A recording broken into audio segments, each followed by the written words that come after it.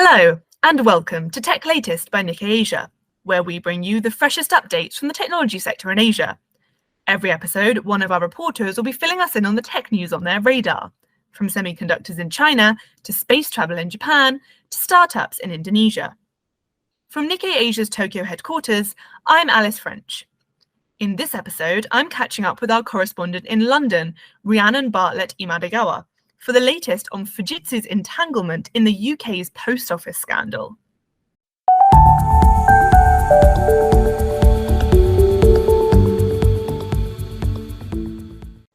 Hi Rhiannon, thanks so much for coming on today all the way from London. Thank you for having me. So, news headlines in the UK for the past couple of weeks now have been dominated by the so-called post office scandal, and how tech provided by Japan's Fujitsu could have been partially responsible for what went wrong. For listeners who might not be familiar with the scandal, can you just give us an overview of what's happened so far?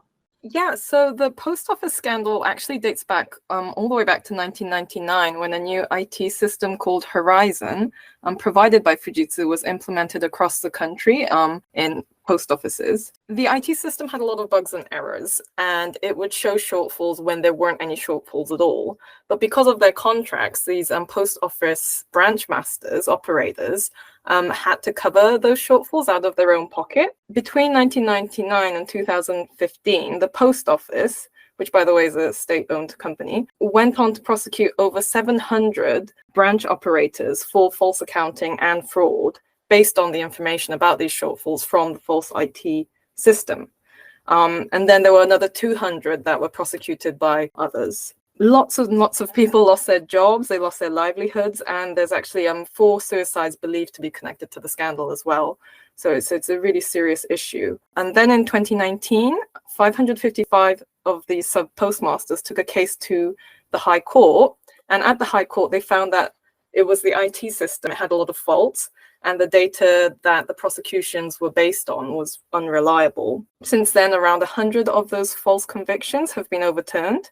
There's been several compensation schemes put in place, but it's been very slow to pay out. This scandal, obviously, it's been going on for decades, but it came back under the spotlight in the UK after there was a TV dramatization earlier this year that really brought the human struggle of the victims of these postmasters that had to deal with what was going on, really put that under the spotlight and really brought attention to it to the Prime Minister.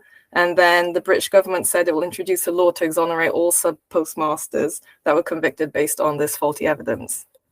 Okay, so the number of people involved in this is really quite shocking, but how did Fujitsu, a massive Japanese IT company, end up at the center of all this? How far back does the company's connection to the post office go? So in the 1990s, it was decided the post office accounting should move from a paper-based to an electronically based digital system. And it was British firm ICL, that was intended to be the UK IBM, by the way. They won the contract to do so. ICL had a really close relationship with Fujitsu since the 1980s. And at the time, it was already majority owned by Fujitsu. And then it was wholly acquired in 1998. And by the way, the system, again, was rolled out in 1999. And in 2002, ICL took on the Fujitsu name as well.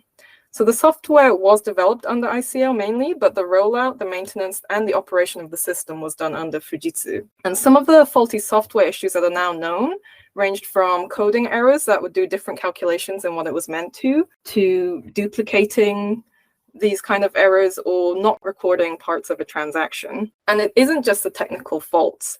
Fujitsu provided prosecution support for the post office, which was actually built into their contract. And they provided information and witness statements regarding Horizon to the post office, which was then used for the wrongful prosecutions in the first place. There's a public inquiry going on in the UK now to establish the facts about what went wrong and why. And this inquiry has raised questions about how this data was extracted and communicated to the post office and to the courts. So while it was the post office that actually carried out these prosecutions and investigations against the sub-postmasters at a rate of around 1 a week, in those 15 years or so years, that was based on the faulty information generated by Fujitsu's IT system. Right, and you mentioned that anger around this scandal has been reignited recently by a TV drama. And the UK public's outrage over the scandal is mostly rooted in the fact that the technological fault went apparently unnoticed, or perhaps even covered up for so long. Is there evidence that Fujitsu or the post office lied about what was going on? This is the main issue that the public inquiry is examining in the UK. And by the way, this inquiry is expected to conclude within the year. The key is really who knew what when between Fujitsu and the post office when these hundreds of wrongful prosecutions were taking place across the country. For years, the post office insisted Horizon was not at fault and that no one could remotely access branch accounts, which was really a central pillar of their argument in prosecutions, that no one could tamper with the numbers. This was found out to be false in 2017 when the Fujitsu whistleblower came forward to say they accessed accounts remotely to fix bugs. And the High Court case in 2019 found numerous errors and bugs with Horizon, and they suggested that the evidence wasn't really reliable as much as they were told they were. The question is, when did Fujitsu and the post office know the extent of this? Fujitsu executive Paul Patterson said last week that errors and bugs in the system were known by both the post office and Fujitsu from the very start, at least at some level. But witness statements by Fujitsu neglected to mention the errors and bugs that would have made the evidence less reliable at the time. Patterson says he has seen evidence that the statements were edited by others. The question is who made the decision to exclude that vital information from witness statements, and therefore the courts and the defendants. The police is also investigating possible cases of perjury, looking at actions of people related to Fujitsu and post office in this matter. So the inquiry so far has revealed potential issues of error logs as well, the way data was extracted and filtered from the Fujitsu system for post office, and witness statements being edited to exclude reference to errors and the integrity of information. Right, so things are not looking great for Fujitsu, and I understand that things really came to a head last week when the company's head in Europe and the UK, Paul Patterson, was questioned by British lawmakers. What came out of that inquiry? Yeah, so Paul Patterson was summoned by a group of lawmakers to answer questions about the scandal and regarding compensation for the victims. Really importantly, he apologized for Fujitsu's role in the prosecutions and the error-prone software. He also accepted Fujitsu's moral obligation to contribute to compensation, which was also seen as a really big step by lawmakers and the public. But his appearance at the inquiry also showed there was still a lot of unanswered questions, maybe because he actually wasn't in charge at the time when all of this was happening. And in the public inquiry as well, there are many questions he was unable to answer that were really technical. Fujitsu's headquarters also apologized through a statement and said it will discuss actions, including contribution to compensation with the British government once the inquiry concludes.